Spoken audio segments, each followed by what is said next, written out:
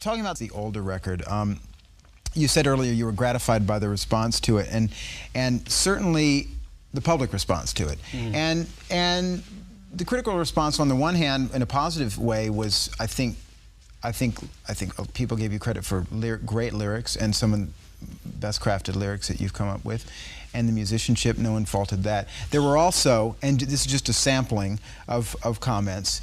I have to tell you at this point, actually, I didn't read the American reviews. I read the English reviews. The American reviews, I just looked at the headlines and that was enough for me. Oh, was it? Put them down. Well, I mean, when people say things like joyless or too conservative or one of the most low-key, downbeat pop comebacks ever, does that concern you? Honestly, nothing the press could write about me can concern me now. I am so...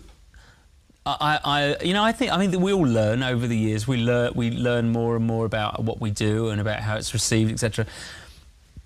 And as I get older, I see the rock press for exactly what it is, and it is almost entirely a rock press. You know, music press or youth culture press is not really, it's rock press. The people that still write about it normally are people that understand youth culture and very little about music, because if they understood about the music, they'd be bloody out there doing it. And most of them have tried and failed. This is a cliche, but it's true. What about the rather, what's a fair word, downbeat side to older? The fact that an armchair psychologist might think that the newly liberated George Michael from the Sony deal, what we talked about earlier, would be feeling much more upbeat, and that this record would not be as maybe somber as some people read it as being. I mean, I thought it was just, I mean, it's like the last one. The last one had 2 really up-tempo tracks on it, and this one had 2 really up-tempo tracks on it. Well, at the end of the day, you've got to write about what your experiences are, and my experiences for the last 5-6 years have not been particularly upbeat, I have to be honest, you know, so you write what you feel. And maybe we're overestimating what impact the Sony situation even had on your life. Yeah, right? Absolutely. Yeah, right. Well, you know, the album is that reference at the last track on the album is called "Free," and people have said it's the only reference to the Sony situation is to say feels good to be free. But who's to say that that is a Sony statement? I knew it would be perceived as a Sony statement, but it means the same thing in lots of ways in my life. I'm so free of so many things that in the 80s I didn't feel I was free of, and so it's a personal statement. It does, you know. I thought to write about the fact that I got away from Sony would be incredibly ability for everything to be over a certain number of BPM or something. You know, I write what I feel, and I'm 34. Oh, my God, I'm adding years now. I'm 33 years old. I'm not 18 anymore. I don't want to get out there on stage and run up and down and make people's hearts pound faster. I'm just, you know, I'm just writing the way I feel, and I will never put out an album that is made for other people's tastes, because the moment I do that, is the moment I start writing shit, you know, as far as I'm concerned. Obviously, some pretty heartfelt stuff on here. Jesus to a Child, You Have Been Loved, are as touching a song as anyone's ever heard from you, I think. Can you talk, I don't know how specific you want to get about some of the inspirations for these lyrics, but can you talk a bit about that? I mean, basically, I have this, I mean, as ever, I will never talk publicly about things that are incredibly personal to the public in any other way than on record. So no, I mean, I wouldn't be specific. I would say that they're both lyrics that are written about something that was very hard for me and about someone I really loved. The questions and the speculation is only going to increase the more that you write from personal experience. Oh, of course, and I mean, I've got to ask you, because you know the dedication to Anselmo certainly spurred another round of speculation about you and who he is and what he meant to the record or to your life. Is that something that you can live with? I can honestly say that I think people realise that I'm intelligent enough to know that by writing the way that I do and by making dedications such as that, I have no problem with the speculation.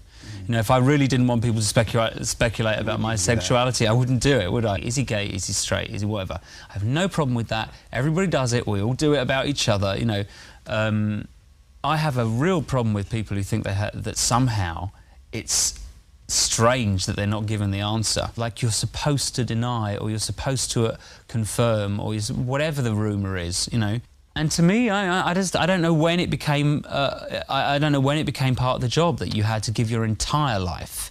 I mean, everybody knows if you become a public figure, you give up a lot of your life. But in the 1990s, it's like, don't do it. If you don't want everything raked over, and if you've got anything to hide, don't do it. It's kind of like, I don't understand that. I mean, you know, we're becoming more and more and more voyeuristic to the point where people are angry that the questions aren't answered. And it's like, piss off, this is my life. I've got absolutely nothing to hide. I have no fear of people speculating about my sexuality. If I was worried about that, I would never have attached myself so heavily to AIDS projects. And as you continue to do, and without... So I just think people, you know, it's fine if people want to sit and speculate, if they want to know. Most of the things people will hear about me will not be true. Most of the things I hear about me are definitely not true. But as far as people who think that they have a genuine interest in my personal life, the only people that have any right to be interested are people who really like the music. Does it bother you that they might come to a misunderstanding? No. I mean, people have been misinterpreting me for 14, 15 years, so it doesn't worry me at all. As you've acknowledged before, I mean, going back to even to Wham, you've had a fair amount of gay following all the way up to now anyway. Do those fans have a right to either know if he's gay, then why won't he come out and sort of be on our side, or B, if he's straight, clear up the confusion here and stop, you know, teasing us, I guess. Yeah, that's the thing. There's people think somehow there are various groups of people that want you to do one thing or the other, and it's just like, I'm sorry, but where on earth did I get this responsibility from? You know. I think my private life is all that I really have that's really private, you know. There is not a person in my life that I care about or that cares about me that doesn't know who I am or what my life is. But outside of the people in my life, I mean, who am I clearing it up for, and why am I clearing it up for them? I've had all kinds of rumours. I've had people from the moment I started doing work on that I started doing any charity work for AIDS, people said he must have AIDS. It's like there has to be self-interest here, and I've never bothered clearing anything of that. You know, he's looking a bit thin and all this stuff, and there's me sitting dieting, you know, and I insulting to the idea of doing good work. Well, it's insulting, and it's also, I think, for people to stand up and say, no, everybody, I don't have AIDS, it's not the same as saying, no, I'm not dying. Unfortunately, it further stigmatises people with AIDS. Sure. And I would say that, you know, I've known people with AIDS, and I've seen suffering, and I think it's an absolutely shocking, horrible thing. And in comparison with it, the idea that people think you have AIDS is nothing. Right? So I'm doing work to help people, and to stand up and make everybody think that I was terrified that they might think I might be HIV positive. I thought would have been totally counterproductive. But anyway, I mean, I'm used to it. I'm totally used to it. You don't expect anything else, do you? I make a dedication to someone on an album who's obviously died. Do I expect them to treat it sensitively? No, of course not. If the press decides they want to really have a go at me, they will really have a go at me. If they don't, they don't. And you know, I feel very much more detached from all of the effects of those things since I don't talk to people, you know. And finally, on a general note, since it's been so long since we've talked to you and a lot of people have seen you, just how you're feeling about things and the way this year has gone, and I feel fantastic actually at the moment. I've had, I'd say, probably 3.5 years that were worse than I could possibly have imagined in most ways. And I've come out at the other end of them. I mean, the old cliche about no pain, no gain appears to be true, because I've come out at the end of it, and I don't think I've ever felt as positive about my life and my work as I do now. And I think that for everything I've been through, there has been a lesson, and I'm really, really grateful for that. I'm really grateful for being 33 years old, having the career that I want and the life that I want, and an opportunity to keep doing it, you know. So no, I've got absolutely no complaints whatsoever. Here's one vote that it won't be another 3 years till we talk. Well, I think, again. to be honest, the funny thing is that now having taken the time off, I'm not scared anymore of doing this kind of stuff. But hopefully there won't be any necessity for it, you know. I'm actually much more able to deal with things like this now. I'm much more able to deal with them. But I'd still prefer not to, so hopefully I won't have to.